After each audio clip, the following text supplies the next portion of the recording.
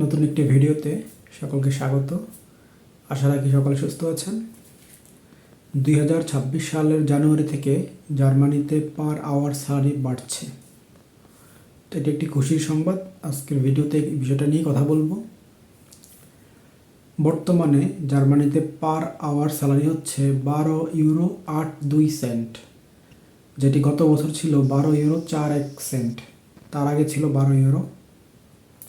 তো পর্যায়ক্রমে এটি বাড়ছে, আর 2026 সালে সেটি হয়ে যাচ্ছে 13 ইউরো 9 মানে বর্তমান 25 সাল থেকে 26 সালে 1 ইউরো 8 করে বাড়ছে। তাহলে পার মান্থ একজন স্টুডেন্ট যেহেতু 96 ঘন্টা করে কাজ করতে পারে, সেহেতু তার বেতন 100 ইউরোর মতো বাড়বে। তো এই বেতন বাড়ানোটা হচ্ছে মূলত মুদ্রাস্ফীতিকে টুপি পরানোর মতো করে, কারণ জিনিসপত্রের দাম যেইভাবে বাড়ছে, 100 ইউরো বা আরও বেশি যদি ইনকাম হয় তাহলে সেটা খুব একটা উপকারে আসে না। যেমন নেক্সট ইয়ার জানুয়ারি থেকে একজন স্টুডেন্ট প্রায় 100 ইউরো বেতন বেশি পাবে বর্তমান থেকে। তো 100 ইউরো যদিও বেতন সে বেশি পায়, কিন্তু জানুয়ারি থেকে হেলথ ইন্স্যুরেন্স 25 থেকে 30 ইউরো বেশি বাড়ছে, ইলেকট্রিসিটি বিল বাড়বে, বাসা ভাড়া বাড়বে, ট্যাক্স বাড়বে। কারণ বর্তমানে একজন ব্যক্তি যদি 12,000 মধ্যে ইনকাম হয় ইয়ারলি, তাহলে ট্যাক্স ফ্রি, তার বেশি হলে ট্যাক্স বেশি কাটে। এখন যেহেতু স্যালারি একটু বেশি, ট্যাক্স বেশি কাটবে, পেনশনের জন্য সেটাও বেশি কাটবে।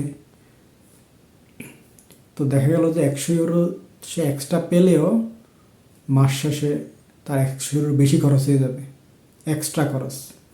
তারপরে ডয়েচে বানের টিকিট, যেটি হচ্ছে জার্মান ট্রান্সপোর্টেশন, পার মান্থ আমরা বর্তমান পর্যন্ত যেটা কাটতাম এক মাসের জন্য 58 ইউরো, সেটা জানুয়ারি থেকে হচ্ছে 63 ইউরো। সিঙ্গেল জার্নি, যে কোনো জার্নিতেই ভাড়া বাড়ছে। তাহলে জার্মানিতে বেতন বাড়ছে ঠিকই, কিন্তু আসলে আলটিমেটলি তেমন কোনো কাজে দেবে না। কারণ যেটা আমরা গত বছর বা তার আগে যা ইনকাম করতাম, যেই পরিমাণ টাকা সেভ করা সম্ভব ছিল, ইন ফিউচারে নেক্সট ইয়ার থেকে হয়তো সেটাও হবে না। কারণ বেতন বাড়তেছে ঠিকই, কিন্তু আনুষঙ্গিক যেই সকল জিনিসপত্রের যেই পরিমাণ মূল্য বৃদ্ধি হবে, তাতে এই টাকা খুব একটা থাকবে না। তো আজকে ভিডিও এ পর্যন্তই। জার্মানিতে বেতন বাড়ছে, বেতন বাড়ার পরে থাকুক বা না থাকুক সেটি পরের বিষয়, কিন্তু বেতন বাড়ছে, এটি হচ্ছে আসল বিষয়। সকলকে ধন্যবাদ।